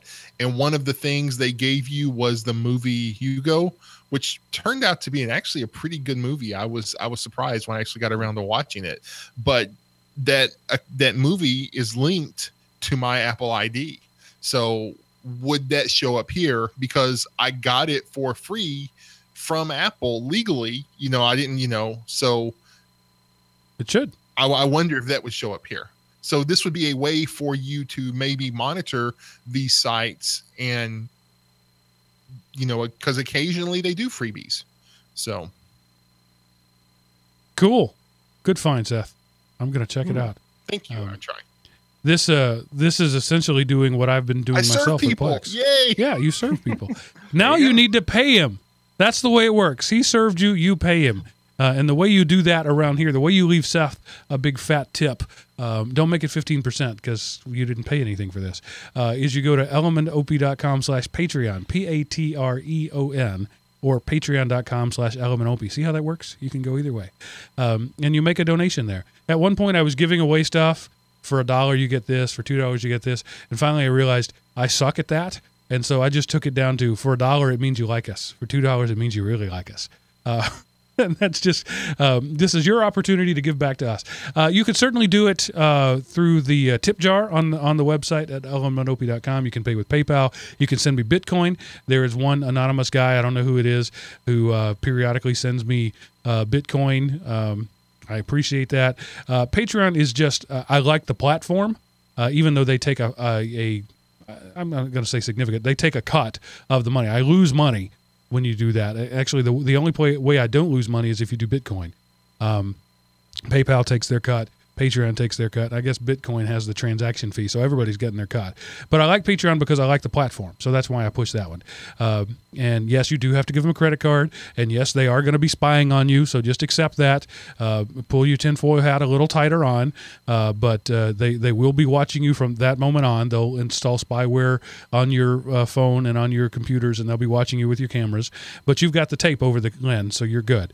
But just do it. Do me that favor. Go to patreon.com. Leave some money.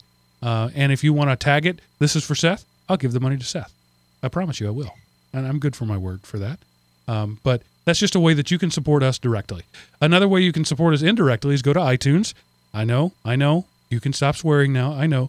Go to iTunes, go to the store, and leave us a rating and a review. Believe it or not, people do look at that. Maybe not you, and maybe not the bulk of our audience, but people do find us through iTunes, and I get comments from time to time. People say, "Hey, I was in iTunes. I was looking for something. I found you, and I really like it." So the rating and review there, don't just rate it 5 stars. Leave a review. It carries more weight if you write actual words, or if you get your AI bot to write realistic sounding words. I don't care either way. But leave us a rating and review. Those are the 2 action items that I would like you to do.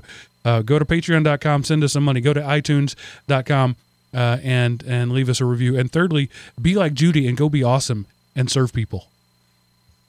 Do those things, and the world will be a better place. That's my 2 cents. Seth, Miles, any final parting comments? 2 cents. I'm trying to equivalent in cryptocurrency, and I can't work that out. So no. Sorry. You know what, the article that we referenced and immediately veered left or right or just off of, it was really cool because they gave you 6 reviews, 3 of which were real and 3 of which were fake, and the one that I knew was fake turned out to be real. The one I knew was real turned out to be fake. That's how good they were. You can look and see how good the reviews are, or how good this software was at writing fake reviews. And it was just interesting. We're living in the Matrix. I know that the Matrix is telling me that this steak is juicy and delicious, but you know what? I don't care. I'm like that guy. Just jack me into the Matrix. I don't care if I'm laying in a puddle of goo with a spike through my head. If I'm eating a juicy steak, I'm fine with that. Reality's overrated. Yeah, but there's no bacon in the Matrix, Mark. Oh, all right. I'm out. All right. Thanks, everybody, for hanging out with me. Seth, Miles, thank you for being the awesome guest that you are, allowing me to have these intellectually stimulating conversations. Really, I'm just going to be honest with you. I'm pretty tired of podcasting. I've been doing this for a long time. I'm pretty burned out. 7 years of podcasting straight. I'm kind of over it. What keeps me coming back is interacting with these two guys every week and having intellectually stimulating conversations. I need this in my life. And I hope that you, the listener, feel the same way. And I'm just going to be blunt with you. At some point, I'm going to get burned out even on that. And if you want me to stick around, you got to pay me. That's just reality. I hate to be crass, but it's true. If you keep paying me, I'll keep producing content. Is that wrong? Yeah. I mean, is that a poor thing to say? It's the truth. No, it's what every media organization says, either directly or indirectly through advertising or whatever. No, it's absolutely appropriate. How many awesome open source projects were abandoned because the developer couldn't do it and had to go get a job? So, oh man, I wish they would have finished that because I loved it. And well, okay. I'm not saying that we're a great podcast, but it's just, if we don't support what we like, then we're going to be left with what we don't like. And, and again, words. I'm not just saying that you have to throw money at the stuff you like, but if you don't support the stuff you like, podcasting, software, restaurants, brands, technology, if you don't support it, there's still freaking Amiga exists today still. You can still find asteroids in video arcades. People still want to play the Atari 2600 because they like it and they support it. So, again, it doesn't have to be money, but, it takes some type of support. Satoshi's, preferably.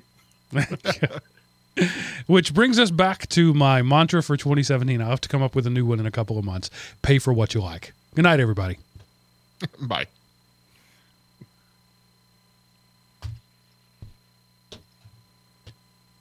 All right. And we're out. Jinda hanging out in the live stream. He is Jeremy, by the way. I used the real name he gave me in the thing, but when you commented on the patent, he said thank you. You were talking to him directly. Cool. So thanks for hanging out with us, dude. And we'll see you later. I'm killing the stream now. Bye. Ciao. And